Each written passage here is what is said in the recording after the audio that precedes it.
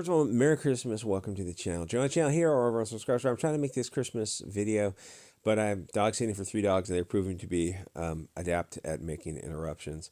So click the links if you wish. So a very Mel Gibson Christmas, and in terms of dogs, remember, adopt, don't shop. Rescue dogs make the best doggos. A Lethal Weapon Christmas. Yes, let me just say right off the bat that Lethal Weapon is much better than Die Hard.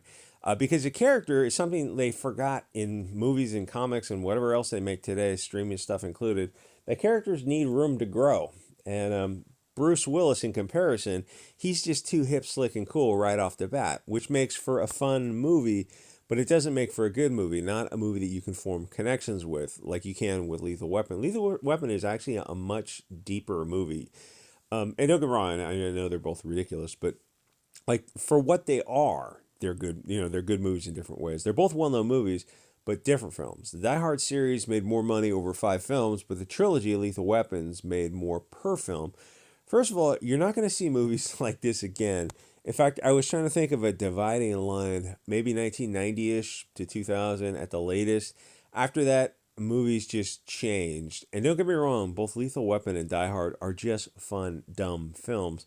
In Lethal Weapon, you have blonde-haired drug dealers, which, in case you're unaware, is very much not the case. I'm not saying it never happens. Of course it does. It's just the percentage of times it happens and the percentage of times compared the probabilities. It's like, oh, so in Hollywood and comics and streaming shows, we're seeing the outliers, the statistical improbability crop up every single time. Yeah, that's right. You're not bigoted, are you? I think you're bigoted because you're showing something that's not in accord. It's just fiction. No, this is different. Yes, it's fiction, but this is propaganda because like your focus on this blonde haired bad guy. You know, even when Die Hard came out, I think when it came out in the late '80s, something was percolating in the back of my mind when that came out back then. In Hollywood, they're very very fixated on German bad guys. In Die Hard, I think it was Hans Gruber is a German bad guy who's pretending to be a guy to do large scale Malamute events, right? But he's actually just a thief. So, but you made him German as opposed to some other group. It's a different rabbit hole. But once you go down it, it's a one way journey. It's like in They Live. The fight scene to put on the sunglasses was so long. I don't know if that was on purpose or inadvertent, but it was long. I mean, it worked out very well that the fight scene was so long because that's what it's like. So you're not going to even get those type of films nowadays. What sticks in your mind post 1990? Lord of the Rings was kind of the last spectacular film. So you think back to the 80s or about 1975 to about 1990 and start thinking, I mean, there's just an overload of stupid, fun movies in that period. Like there was a hit every year. I think like Goonies and Gremlins. I mean, you can start naming movies of about that time period. I'll say like from 77 Star Wars on to about 1990, and you start thinking like, oh, that was a really weird sweet spot in Hollywood history, from the Star Wars to the Indiana Jones to other lesser known movies, but even like the lesser known grade B movies were still stuff that you're just not going to see today. Big Trouble in Little China was, oh God, there were so many hits. The Thing, obviously you can just, I mean, you can go through the list. It's like, yeah, they were all kind of like, if you had to put a peak, the peak would probably be about 1985. And then you look at the garbage out today, and yes, every so often something will slip through the cracks. Like Men in Black was 1997. I would consider that kind of a movie in the same 80s kind of vibe.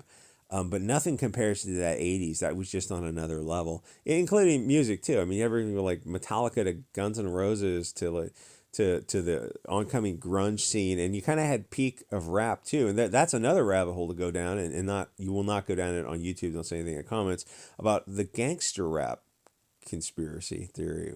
There's other platforms that cover that. It's fascinating, but it seems like that was peak like Cool Mo D and Too Short and peak rap before it kind of got subverted. Anyway, I don't think you're going to see a sweet spot like that ever again.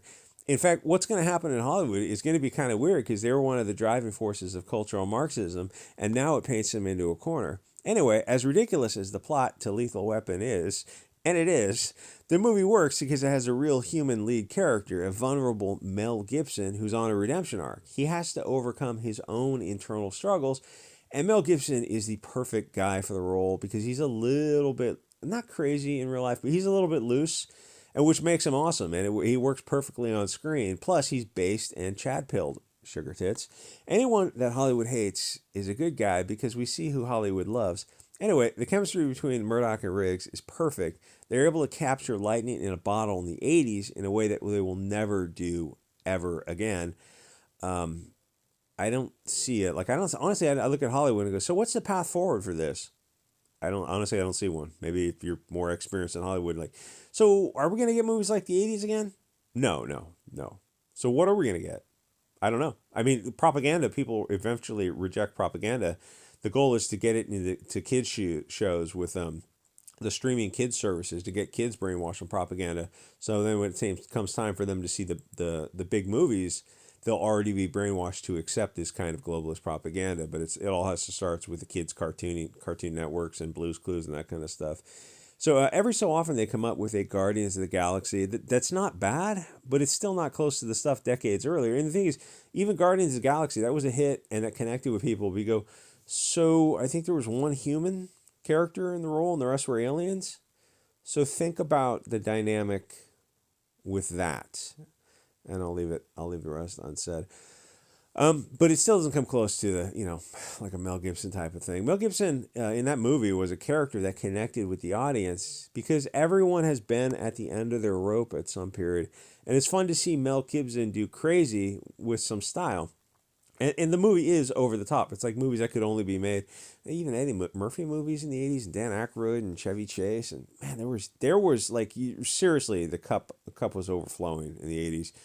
The movie is set at Christmas time, and he's thinking about the 115 grain aspirin because he lost his wife, and he's taking all kinds of crazy risks. And they work in the movie, and it's like it only works in one movie where you have a guy at that level where you can just do, like, he just doesn't care anymore. And the funny thing is there was a real life San Francisco cop, and it's happened pretty recently, who was doing stuff like that, where he would go into hostage negotiations, and you would see like just like 100 SWAT guys. And this guy would go in like a blazer, and he'd just like be walking up to it. And like even the reporters didn't know how to report on it because the stuff he was doing was kind of crazy.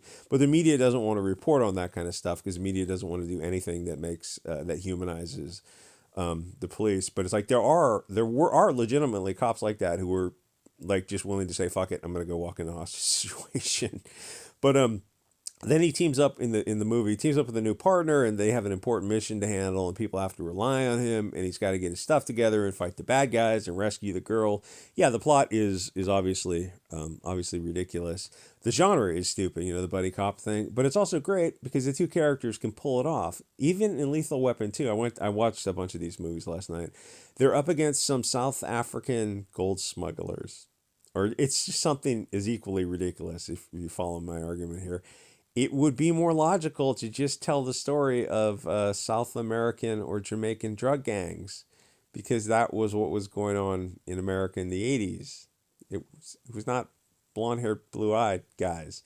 But that's not the point of Hollywood. The point of Hollywood is blonde man bad, even if it's to the point of absurd. I was thinking of, what was that other movie, Pineapple Express, with... I had an all-star cast, Rogan and a bunch of other people who were in it, and they're really good together. And that was a really dumb movie. It's like, so the drug cartel guy does not look like he looks like me, sort of. He's the like the big drug kingpin.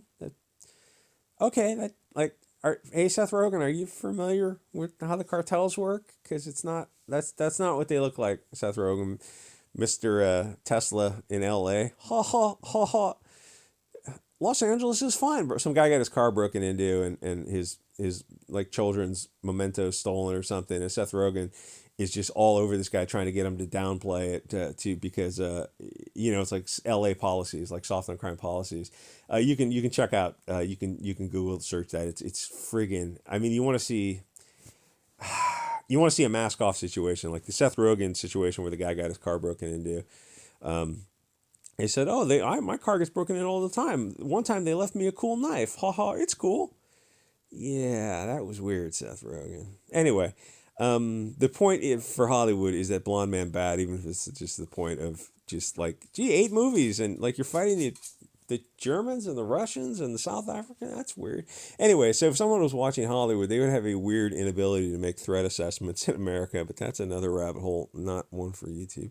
You cannot make a Lethal Weapon today, the title of which was a throwaway line in the movie that doesn't sound like they gave much thought to it, but it kind of worked. If you made it today, the character, I think the Riggs character, it would have to be a purse puppy Mary Sue, and Murdoch would probably have to be cucked. Or they would do what they did with Men in Black Part 3, I think, Men in Black International, where they replaced the Men in Black, right, with a woman, a person with a vagina. You probably forgot about Men in Black International because nobody saw it, like the latest Terminator, Charlie's Angels, Birds of Prey, Black Widow. I don't even remember the rest of those movies. They came out with about a dozen of movies that you could vaguely call woke or just call, like, what are you trying to do? You're just missing the mark. So Black Widow, Scarlett Johansson, she's played up as a sex bomb character, and then she makes her own movie, and then hold on, let me get this dog up here. So Scarlett Johansson is played up as a sex bomb.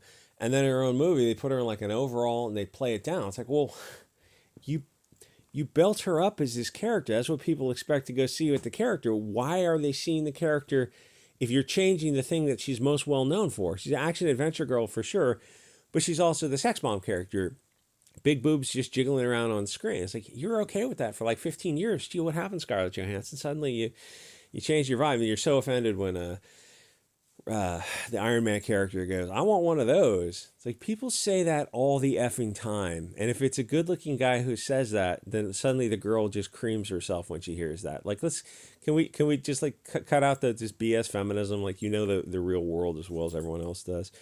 Anyway, so no, you're not gonna make any of these type of movies today. Or what was that other one? Not the Wakanda one. Oh yeah, they made Wakanda Part 2, which apparently didn't do. It's like it I guess it hit a wall. It's like, I thought it was going to make more money, but I think it made $780 million, but they said that might not have broken even because of how much money they put into these films. Like, I look at the future of Hollywood and think, you're going to have to cut budgets quite seriously. Like, you'd be better off making movies at the $50 million level, and then you put $100 million in advertising and dial down expectations instead of making these $250 movies, $1 million movies, because you can't continue to lose money. Even big companies eventually have to tighten the belts a little bit. Woman King, like, why don't you make Woman King Part 2, where you've got, like, you might as well have them doing battle on unicorns, and the English will be on, like, flying horses. It just, like, if you're gonna make it fiction, why not just go all the way? That's another. The truth is stranger than fiction. Yeah, the more you build a house on a house of cards on sand, the more unstable it gets, and you kind of like, you're building up this false reality of like, oh yeah, the Dahomey tribe were fighting against the evil English and French who were pushing. No, you have that backwards. The trade in human merchandise was carried out by the Africans and by the Arabs too. What do you think the Barbary slave trade was all about? Even the Marine Corps song. Oh, but Hollywood told me, but the government schools told me.